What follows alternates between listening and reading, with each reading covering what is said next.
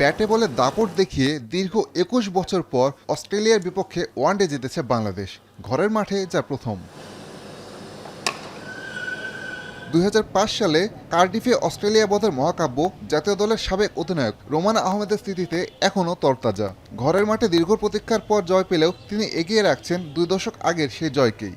আমি প্রথমটাকে এগিয়ে রাখবো, কারণ সেই সময় ফ্যাসিলিটিস, সেই সময় টিম আর এখনকার ফ্যাসিলিটিস পুরোটাই ভিন্ন। তারপরেও সেই সময় যে কঠিন পরিস্থিতি থেকে বাংলাদেশ টিমটা ছিল এবং ওই সময় যেভাবে অস্ট্রেলিয়ার মতো টিমকে, ওই সময় অস্ট্রেলিয়া টিম কিন্তু ওয়ার্ল্ডের র্যাঙ্কিংয়ে ১ নম্বর ছিল, ওদের বিট করা কিন্তু খুব কঠিন ব্যাপার ছিল। তো সেই ক্ষেত্রে তাদের সেই সময় বিট করাটা আমার কাছে বেশি মূল্যায়ন দিব আমি। পেস বোলারদের বিপক্ষে বরাবরই স্বাচ্ছন্দ্যে খেলেন অজি ব্যাটাররা, সেই তারাই মিরপুরের নাহিদ রানার সামনে ছিলেন অসহায়। প্রথম ওডিআইতে এই টাইগার পেসার একাই নেন ৪ উইকেট। নাহিদের এমন বোলিংয়ে মুগ্ধ রোমানা। অবশ্য অন্য পেসাররাও দলের জয়ে বড় ভূমিকা রাখছেন বলে মনে করেন সাবেক এই অলরাউন্ডার। নাহিদ রানা অবশ্যই আমাদের জন্য বিস্ময়সূচক, কারণ নাহিদ রানা শুধু এটা একটা সিরিজ নাই, যে বিগত ৩-৪টা সিরিজে কিন্তু টানা সে একই রকম ফর্মেই আছে। ২টা মনে হয় ফাইপারও আছে তার।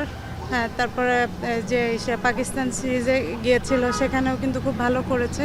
অন্যদের ছোট করছি না, তাসকিন যেমন গত দিনে ফার্স্ট উইকেট নিয়ে কিন্তু টিম স্পিডটা বাড়িয়ে দিয়েছিল। মানে ওভারঅল কিন্তু বাংলাদেশের পেস বোলাররাই কিন্তু ভালো কাজ করছে। প্রথম ম্যাচ জয়ের পর বাংলাদেশের সামনে এখন সিরিজ নিজেদের করে নেওয়ার সুযোগ। দ্বিতীয় ওয়ানডেতেই টাইগাররা ইতিহাস লিখবেন এমন প্রত্যাশা রোমানার। তবে বোলিং বিভাগ নিয়ে সন্তুষ্ট থাকলেও ব্যাটিং নিয়ে কিছু কাজ করার প্রয়োজন বলে মনে করেন তিনি। আগের থেকে উইকেটটা অনেক বেটার এবং গ্রাসি উইকেট আছে, তো ব্যাটসম্যানদের কাছ থেকে আর একটু রান আশা করছি।